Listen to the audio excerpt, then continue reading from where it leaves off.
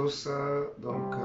Je veux faire cette vidéo pour expliquer des notions que j'ai déjà abordées et continuer sur d'autres notions.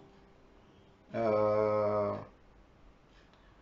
le but vraiment, c'est que chacun puisse travailler chez lui et avancer à son rythme, en fait, pour pouvoir apprendre à maîtriser l'instrument, le piano, pour pouvoir jouer, pour adorer le Seigneur chez lui et puis pourquoi pas à l'église.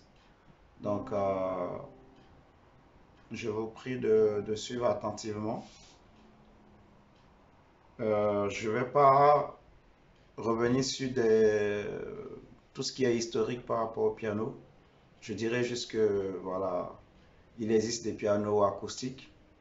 C'est ça les vrais pianos. Après, il y a eu les pianos numériques qui sont un peu proches des pianos acoustiques. Et ensuite,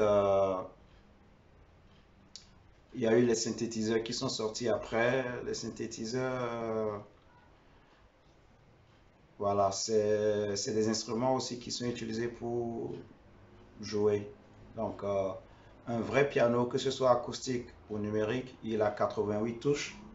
Donc, les 88 touches,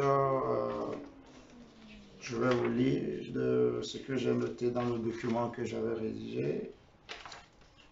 Donc, il y a 52 touches blanches et 36 touches noires, donc qui sont alternées sur le clavier.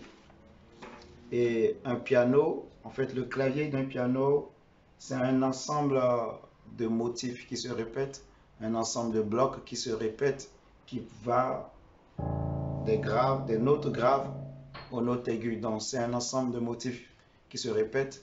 Et sur tout le clavier, vous avez des touches noires et blanches. Et on appelle les touches des notes. Des notes. Et il y a des motifs qui se répètent sur le clavier, vraiment, si vous regardez bien. Donc, il y a deux touches noires, ensuite trois touches noires, deux noires, trois noires, deux noires, trois noires. C'est surtout les touches noires qui servent de repère, en fait, qui permettent de pouvoir reconnaître les autres touches, en gros. Et les motifs qui se répètent sur un clavier, ce qu'il faut connaître et qui est important, vraiment de base sur un clavier de piano, c'est ce qu'on appelle une octave. Vous allez voir que en réalité, les motifs qui se répètent, c'est les octaves, de grave à l'aigu. Donc, dans le document que j'avais rédigé, j'ai dit qu'une octave, c'est un écart de 12 demi-tons. Donc, on va dire que c'est un intervalle de 12 demi-tons. C'est un intervalle qui est composé de 12 fois demi-tons. Voilà, c'est ça la définition d'une octave. Voilà, donc ça part des notes graves aux notes aiguës. Donc, pour donner un exemple d'octave, par exemple, si je me mets sur cette note-là, il faut que je compte 12 demi-tons pour trouver une octave. Donc, juste pour petit rappel, les distances entre deux touches successives sur le clavier est appelée, la distance entre deux touches successives sur le clavier est appelée demi-ton. C'est une définition qu'il faut connaître. Ça vous permettra de pouvoir avancer après. Donc, par exemple, entre cette touche et celle-là, comme celle-là vient juste après celle-là, j'ai demi-ton comme distance. Entre celle-là et celle-là, j'ai demi-ton. Entre celle-là et celle-là, j'ai demi-ton. Entre celle-là et celle-là, j'ai également demi-ton. Ça veut dire que de là à là, j'ai un ton. De là à là, j'ai un ton. Ce que je fais là, vous pouvez les répéter vous-même chez vous. Ça vous permettra vraiment de maîtriser, de mémoriser ces notions-là, en fait. Donc, si je pars de cette note-là, il faut que je compte 12 demi-tons. Donc, j'ai demi-ton, j'ai une, donc je vais dire 1, je vais compter 1, 2, 3 fois 12. Mais en posant mes doigts sur chaque fois que je compte un demi-ton, en fait. Donc, je dis 1, j'ai une fois déjà demi-ton, 2, j'ai déjà deux fois demi-ton, 3, 4, 5, 6, 7, 8, 9, 10, 11, 12.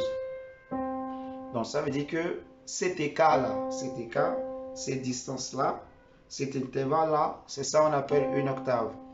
Dans une octave, il y a 13 notes et il y a 12 demi-tons et 13 notes. Voilà, c'est ça dans une octave. Donc vous allez voir que c'est des motifs comme ça qui se répètent sur tout le clavier.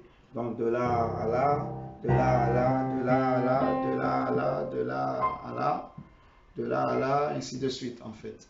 Donc par exemple, ce clavier, il y a une octave, 2, 3, 4, 5, 6. J'en ai dans les 7 octaves en fait. Sur ce piano de 88 touches. Les synthétiseurs, ils ont 61 touches. Donc il y a 4-5 octaves sur les synthétiseurs. Donc vous avez moins de possibilités de jeu. Mais c'est déjà bien 5 octaves pour bien jouer. Voilà. Donc en gros, c'est ce qu'il faut connaître déjà de base sur le clavier. Le clavier est composé de quoi? C'est important de connaître c'est quoi une octave. C'est très important. Et puis voilà. Donc, selon votre budget, pour commencer, vous pouvez acheter, comme beaucoup l'ont fait, beaucoup le font aussi déjà, un synthétiseur. Voilà, il y en a de tous les prix sur le bon coin. Vous pouvez trouver de bons synthétiseurs de bonne qualité avec un bon son dans les 60 euros, 45 euros, 80 euros, 100 euros, 120, 150. Ça dépend de la qualité en fait. Si vous voulez acheter des synthétiseurs neufs, donc de bonne qualité, avec un son vraiment acceptable, il faut compter dans les 150 euros, je crois. 100, 150 euros. Donc je vais m'arrêter là pour cette vidéo. Je vais parler dans une prochaine vidéo de c'est quoi une gamme, toujours en me référant à ce que j'ai dit dans le document, le document que j'ai rédigé. Et je parlerai aussi peut-être dans une autre vidéo de c'est quoi un accord. Et on va prendre des exemples. C'est quoi un accord? Voilà, je vais expliquer les accords qu'on peut avoir. Mais j'expliquerai pas tout dans une même vidéo. Je ferai une autre vidéo pour parler des différents types d'accords en fait. Je pense que je commencerai d'abord par les accords, la gamme majeure. Voilà, et les accords dans une gamme majeure. Merci beaucoup et que Dieu vous bénisse. Je vous dis à bientôt.